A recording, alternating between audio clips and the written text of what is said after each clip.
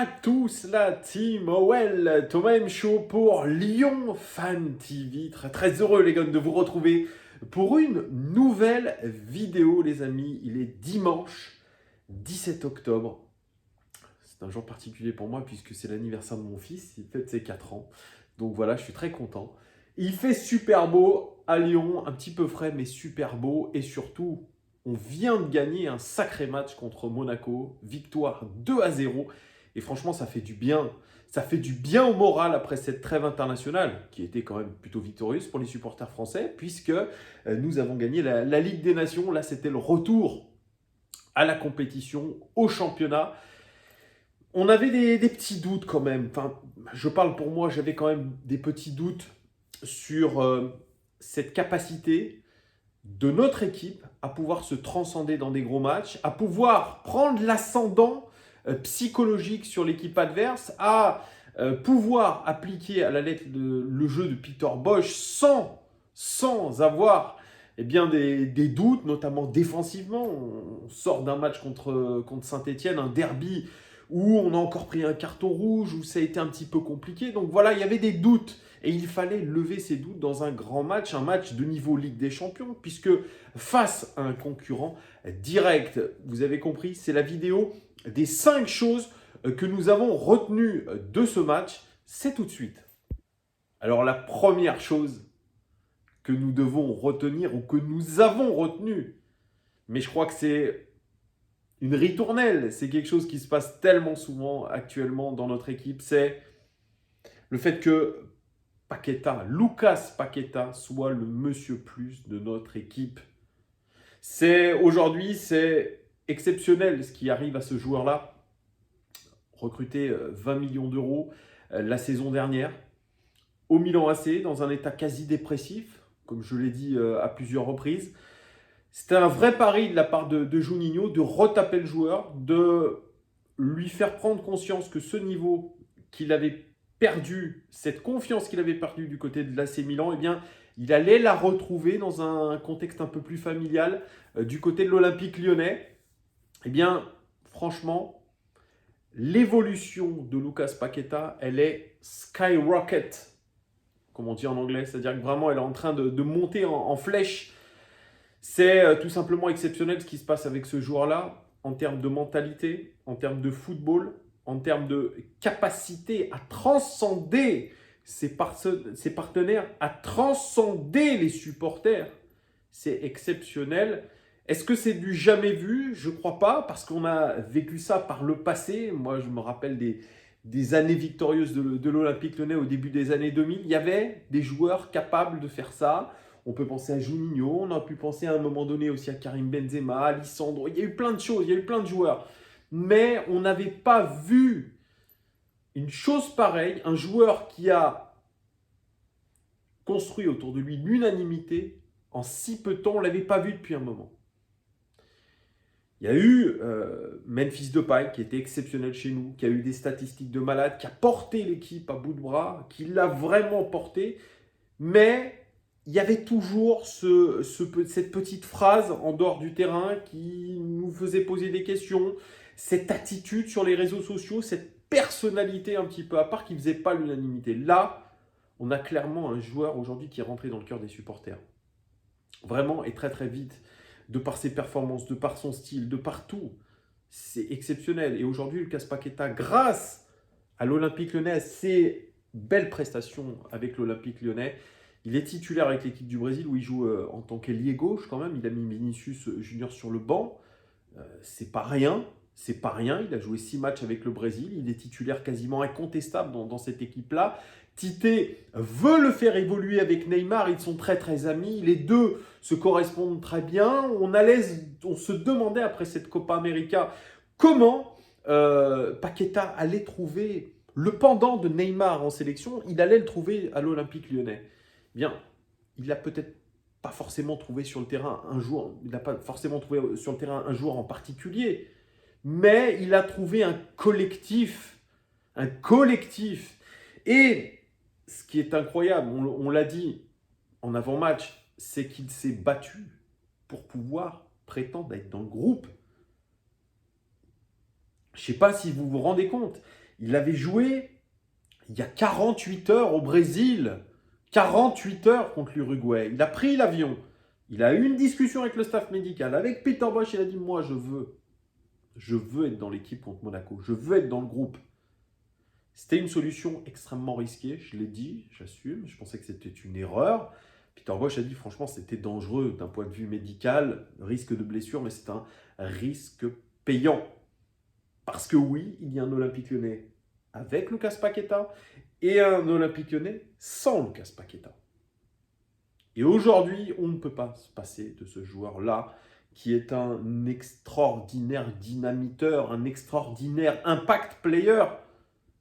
C'est lui qui change le cours du match, qui est sur l'action du penalty, qui est sur l'action qui mène au but de Denayer, du 2-0, avec cette espèce de passe aveugle de l'extérieur du pied pour Emerson qui centre. Il n'y a pas que ça.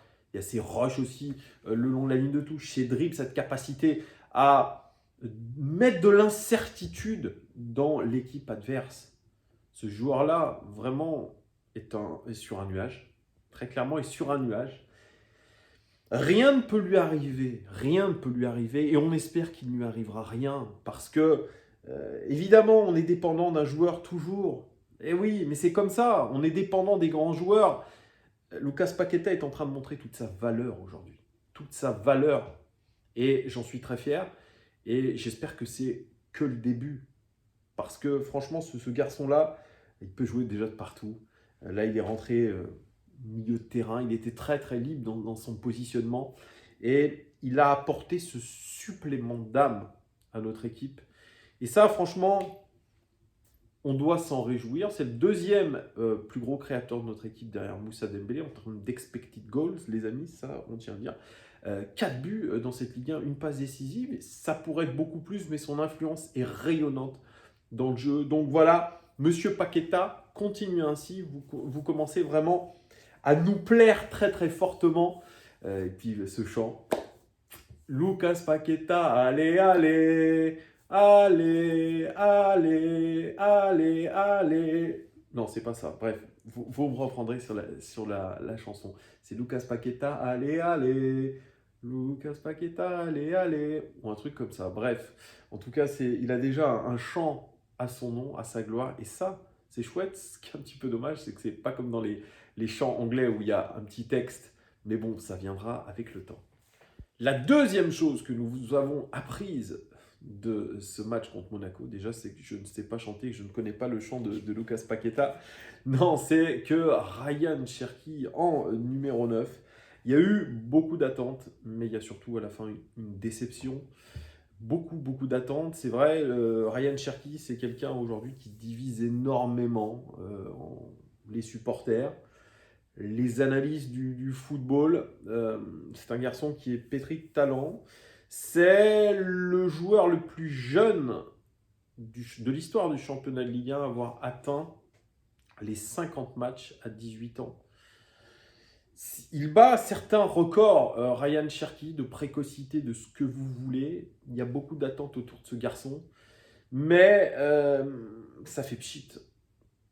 Pourtant, Monaco, ça lui avait souri en fin de saison dernière où il était rentré en jeu et qu'il avait marqué ce but victorieux contre Monaco qui nous permettait encore d'espérer à la Ligue des Champions.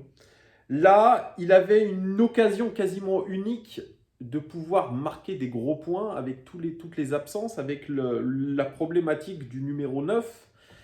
Certes, ce n'est pas son poste de prédilection, c'est pas là où il aime jouer, mais il avait une façon de se montrer à sa façon, dans sa manière de jouer, il avait quelque chose à montrer. Et bien sûr, les supporters étaient très contents de le voir titulaire, il y avait de l'attente autour de lui, etc. Mais aujourd'hui, après ce match-là, on peut se dire que la prestation de Ryan Cherki a été plutôt terne. On ne l'a pas vu très à l'aise dans ce poste-là. C'était quelque chose qui était un petit peu prévisible. C'est un garçon qui préfère jouer derrière les attaquants. Mais voilà, aujourd'hui, c'est des questions aussi qui méritent de se poser. Quel est le vrai poste de Ryan Cherki? Et moi aussi, je me pose aussi cette question. Après 2 ans chez nous, 50 matchs, qu'est-ce qu'on retient de Ryan Cherki? Pas grand-chose. Pas grand-chose pour l'instant. Cherki, c'est beaucoup d'attentes. C'est des débuts un petit peu tonitruants. C'est ses buts, notamment contre Nantes en Coupe de France. Euh, c'est ces quelques coups d'éclat en Coupe de France, vraiment. Et puis c'est tout. Le match, peut-être contre Monaco la saison dernière, ce but-là. Et puis voilà, c'est un garçon qui peine à comprendre apparemment les consignes tactiques, qui a fait ses premiers pas en équipe de France Espoir, qui sont des pas positifs puisqu'il a marqué. Mais la différence entre les espoirs et le très haut niveau du championnat, avec toute l'attente qui est sur lui, parce que c'est un garçon qui a un gros salaire, parce que c'est quelqu'un qui a un statut de jeune talent, parce qu'il y a beaucoup de choses. Mais aujourd'hui, Ryan Cherki a 18 ans et ses 50 matchs, il est encore très jeune, mais j'ai du mal à imaginer qu'il puisse casser la baraque en tant que titulaire. Moi, je dis oui à Ryan Cherki en tant que remplaçant, capable de donner des incertitudes à la défense adverse, déséquilibrer la défense adverse sur un quart d'heure, 20 minutes. C'est là où il est le meilleur au final. Il n'a pas le coffre physique pour tenir un match, il n'a pas le coffre physique pour faire du pressing intense. On l'a vu très souvent aussi se confondre dans des drills, pas donner le ballon au bon moment, bref, beaucoup trop brouillon. Moi, hier, j'ai fait la comparaison entre un Hatem Ben Arfa au même âge et un Ryan Cherki. Il y a un monde de différence. Alors oui, moi je pense que si cette saison ça se passe pas comme prévu, il faudra envisager soit de le prêter, soit de le vendre avec le risque, comme on voit avec Guéry, comme on voit avec Barr, on voit avec certains Lyonnais qui l'explosent ailleurs. Mais c'est peut-être ça aussi, exploser ailleurs, enlever cette pression du club formateur pour aller percer ailleurs. C'est dommage, mais c'est ce que je pense. Vous me direz ce que vous en pensez en commentaire. La troisième chose que nous avons retenue de ce match, c'est que Shaqiri n'est définitivement pas à l'aise sur le côté droit.